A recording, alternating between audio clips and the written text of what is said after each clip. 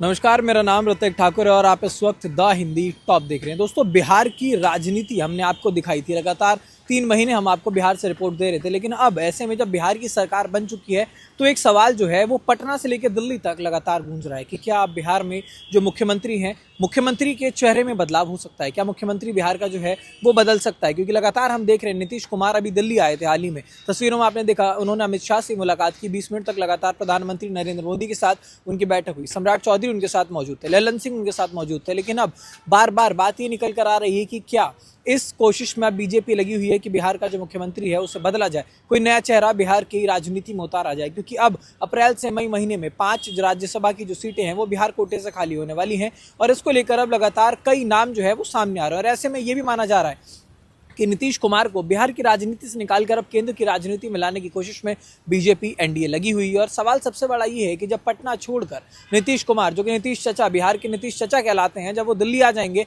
तो फिर पटना की कमान जो है वो कौन संभालेगा, बिहार की कमान जो है वो कौन संभालेगा? 20 साल से नीतीश कुमार सक्रिय रूप से बिहार को संभालते आए हैं, बिहार की राजनीति में रहे हैं, बिहार के मुख्यमंत्री बनकर रहे हैं। अब उसके बाद अगर वो राजनीति में दिल्ली में आते हैं, केंद्र की राजनीति में आते हैं, तो बिहार की कमान किसके हाथ में जाएगी? और इसी बीच हमने देखा कैसे नितिन नवीन, जो कि पथ निर्माण मंत्री बिहार के थे, वो विधायकी तो जीत गए, लेकिन उसके बाद एकाएक अब उन्हें बीजेपी का राष्ट्रीय कार्यकारी अध्यक्ष बना दिया गया है। अब उन्हें राज्यसभा लाने की बात लगातार हो रही है। बोला जा रहा है कि अब किसी भी हाल में नितिन नवीन जो है उनका बीजेपी की तरफ से राज्यसभा में आना लगभग तय है।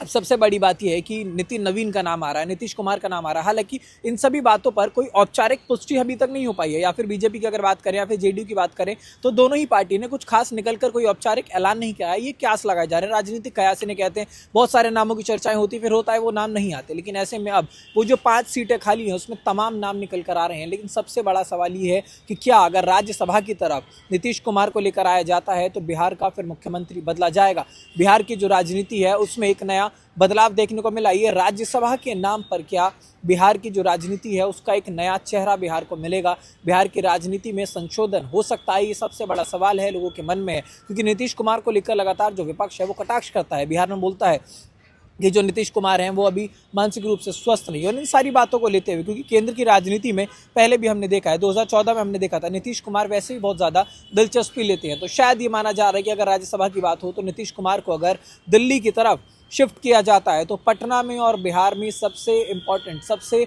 महत्वपूर्ण भूमिका कौन निभाएगा? बतौर बिहार का मुखिया कौन बनकर रहेगा और बिहार की राजनीति कौन करेगा? बिहार में नेता, बिहार का मुख्यमंत्री कौन बनकर रहेगा? ये सबसे बड़ा सवाल है। देश दुनिया की तमाम खबरों के लिए बने रहें द हिंदी टॉप।